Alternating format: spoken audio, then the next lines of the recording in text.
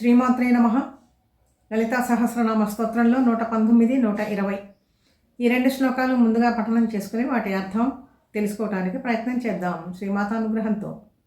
కటాక్ష కింకరీభూత కమలాకోటి సేవిత శిరస్థిత చంద్రనిభా ఫాలస్తేంద్రధను ప్రభా హృదయస్థాన విప్రఖ్యా త్రికోణాంతర దీపిక దాక్షాయణి దైత్యహంత్రి దక్షయజ్ఞ వినాశిని. ఇందులో 119వ శ్లోకంలో మొదటి నామం కటాక్ష కింకరీభూత కమలా కోటి సేవిత. ఇదంతా కలిపి ఒకటే సమాసం, ఒకటే నామం. అంటే శ్రీమాతను సేవించేటువంటి వాళ్ళకి ఐశ్వర్యాలకి లోటు ఉండదు. అన్ని రకాలైనటువంటి ఐశ్వర్యాలు కూడా శ్రీమాతను సేవించేటువంటి వాళ్ళకి లభ్యమవుతాయి.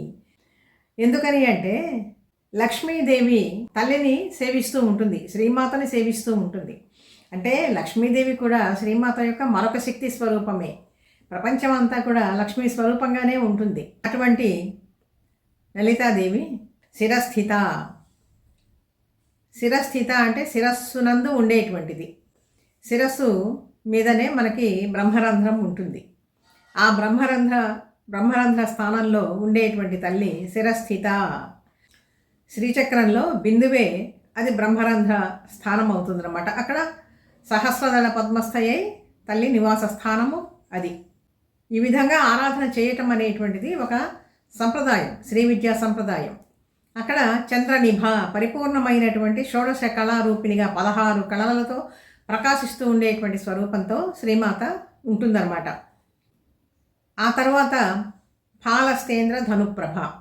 ఇవి రెండు నామాలు, ఫాలస్థ ఇంద్ర ధనుప్రభ అని. ఫాలభాగం అంటే ఏంటి? నుదుటి ప్రదేశం. ఈ నుదుటి ప్రదేశంలోనే మనకి ఆజ్ఞాచక్రం ఉంటుంది.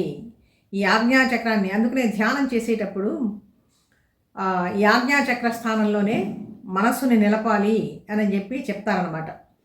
హ్రీంకార రూపిణిగా ఉంటుంది ఫాలస్తేంద్ర ధనుప్రభ. అక్కడ అనేక వర్ణాలతో కూడి ఉంటుందట. ఇంద్రధనుప్రభ.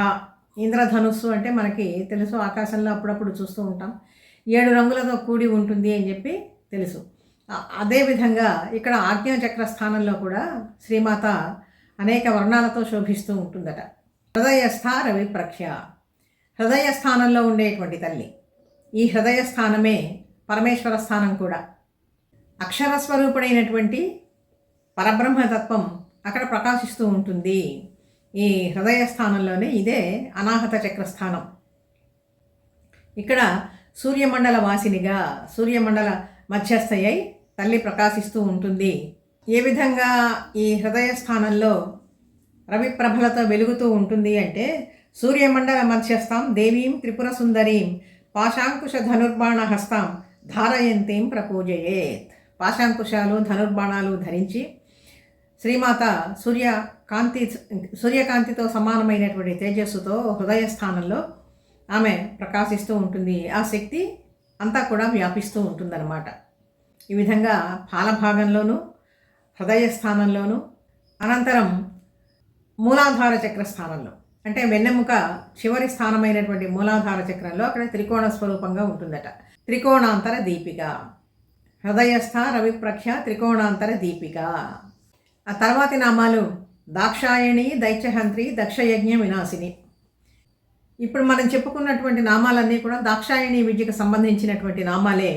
591 నుంచి 621వ నామం దాకా కూడా దాక్షాయణి విద్య అని చెప్పి ఇవి ఈ నామాలు పేర్కొనబడుతూ ఉన్నాయి. అంటే కటాక్ష కింకరీ భూత కమలాకోటి సేవిత, ఇది 591వ నామం. ఈ నామం దగ్గర నుంచి కూడా ఇది దాక్షాయణి విద్య అని చెప్పి మనం తెలుసుకోవాలి. ఇప్పుడు 120వ శ్లోకంలో దాక్షాయణి నామం మనకు వస్తూ ఉందన్నమాట. దాక్షాయణి దైత్యహంత్రి దక్షయజ్ఞ వినాశిని. ఇది చాలా స్పష్టంగా తెలుస్తూ ఉంది ఈ నామాలకు ఉండేటువంటి అర్థాలు. దాక్షాయణిగా అవతరించింది తల్లి ఒకసారి. దక్షుడికి కుమార్తెగా జన్మించింది. అసలు ఈ దక్షుడు ఎవరు అంటే బ్రహ్మమానస పుత్రుడు. శ్రీ మహావిష్ణువు యొక్క నారాయణుని నాభికమలం నుంచి కూడా బ్రహ్మ ఆవిర్భవించిన తర్వాత చాలా సంవత్సరాలు తపస్సు చేసి తన మనస్సు నుంచే మనస్సంకల్పం చేతనే మరీచి, అంగిరసుడు, అత్రి, వశిష్ఠుడు, పులస్త్యుడు, పులహుడు, క్రతుడు వీరందరూ కూడా బ్రహ్మమానస పుత్రులుగా జన్మించారు. ఈ బ్రహ్మమానస పుత్రులు వీళ్ళే కాకుండా నారదుడు, దక్షుడు మొదలైనటువంటి వాళ్ళు కూడా జన్మించారు బ్రహ్మమానస పుత్రులుగా.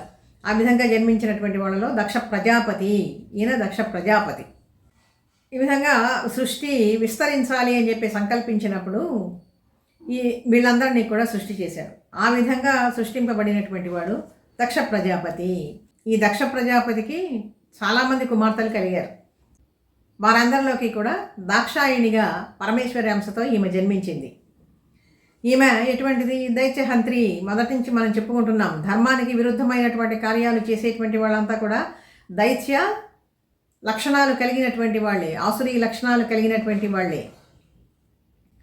సంఘ విద్రోహ శక్తులు, సంఘాన్ని నాశనం చేసేటువంటి వాళ్ళు, వేద విహితమైనటువంటి కర్మలు ఆచరించకుండా వేద నింద చేసేటువంటి వాళ్ళు, దైవ దూషణ చేసేటువంటి వాళ్ళు, ఇటువంటి వాళ్ళంతా కూడా రాక్షస స్వభావం కలిగినటువంటి వాళ్ళు. ఇటువంటి రాక్షసులు కోకొల్లలుగా ఇంతకు ముందు యుగాల్లో కూడా ఆవిర్భవించారు. వాళ్ళందరినీ కూడా అనేక రూపాలలో సంహరిస్తూనే వచ్చింది తల్లి. ఇది మనం చెప్పుకుంటూ ఉన్నాం, ఈ శ్రీమాత యొక్క వైభవాన్ని గురించి చెప్పుకుంటూ. ఈ విధమైనటువంటి దైత్య భావాలు, ఆసురీ భావాలు, రాక్షస భావాలు ఎవరి దగ్గర ఉన్నా కూడా వాటిని అన్నింటినీ కూడా సమూలంగా నాశనం చేసేటువంటి తల్లి కాబట్టి దాక్షాయణి, దైత్యహంత్రి, దక్షయజ్ఞ వినాశిని. దక్షుడు తన తండ్రి అయినప్పటికీ కూడా ఆ యజ్ఞ విధ్వంసానికి కారకురాలైంది శ్రీమాత. ఏ విధంగా అంటే, బ్రహ్మదేవుడు ఒకసారి ఒక పెద్ద యాగం తలపెట్టాడు. ఆ యాగం చేస్తూ ఉన్నప్పుడు అందరినీ ఆహ్వానించాడు. దక్షుడు కొంచెం ఆలస్యంగా వచ్చాడట ఆ యాగానికి. ఆలస్యంగా వస్తే దేవతలందరూ కూడా ఆలస్యంగా వచ్చినప్పటికీ దక్షుడు చూడగానే లేచి నుంచున్నారు. అయితే పరమేశ్వరుడు మాత్రం లేచి నుంచోలా. దాంతో దక్షుడికి కొంచెం కోపం వచ్చింది. ఈశ్వరుడు నన్ను గౌరవించలేదు అని చెప్పి ఆయన మళ్ళీ తర్వాత మరొక యాగం తలపెట్టాడు దక్షుడు. ఆ బ్రహ్మాండమైనటువంటి యజ్ఞానికి మళ్ళీ ఈయన దేవతలందరినీ కూడా ఆహ్వానించాడు. అయితే ఆ బ్రహ్మదేవుడి నిండు సభలో, యజ్ఞవాటికలో దక్ష ప్రజాపతిని పరమేశ్వరుడు అవమానించాడు కాబట్టి, నన్ను చూస్తే గౌరవించలేదు అనేటువంటి భావంతో ఉన్నాడు కాబట్టి ఈ దక్షుడు ఇక్కడ తను చేసేటువంటి యజ్ఞానికి పరమేశ్వరుడిని పిలవలేదు, ఆహ్వానించలేదు. అక్కడికి తన అల్లుడే అప్పటికి పరమేశ్వరుడు తన కుమార్తెను సతీదేవిని ఇచ్చి వివాహం చేశాడు. అయితే ఈ పరమేశ్వరుని పిలవకపోయినా కూడా సతీదేవి తండ్రి చేస్తూ ఉండేటువంటి యజ్ఞానికి నేను వెళతాను అని చెప్పి భర్తను అడిగింది. పరమేశ్వరుని అడిగితే, నిరీశ్వరవాదుడై చేస్తూ ఉండేటువంటి ఈశ్వర బుద్ధి లేనటువంటి యజ్ఞానికి నీవు వెళ్ళాల్సినటువంటి అవసరం లేదు అని చెప్పి పరమేశ్వరుడు చెప్పినా కూడా దాక్షాయణిగా సతీదేవిగా అవతరించినటువంటి ఈ తల్లి తండ్రి చేస్తూ ఉండేటువంటి యజ్ఞానికి వెళ్ళింది. అయితే ఆమెను కొంచెం అవమానకరంగా చూశాడు దక్షుడు. కుమార్తెను పలకరించలేదు. ఎందుకని అంటే, నీ భర్త గొప్ప అహంభావి, నన్ను గౌరవించలేదు కాబట్టి నేను గౌరవించాల్సినటువంటి అవసరం లేదు అని చెప్పి దక్షుడు సమాధానం చెప్పాడు. దాంతో అవమానపడి ఆమె యోగాగ్నిలో తన శరీరాన్ని భస్మం చేసుకుంది.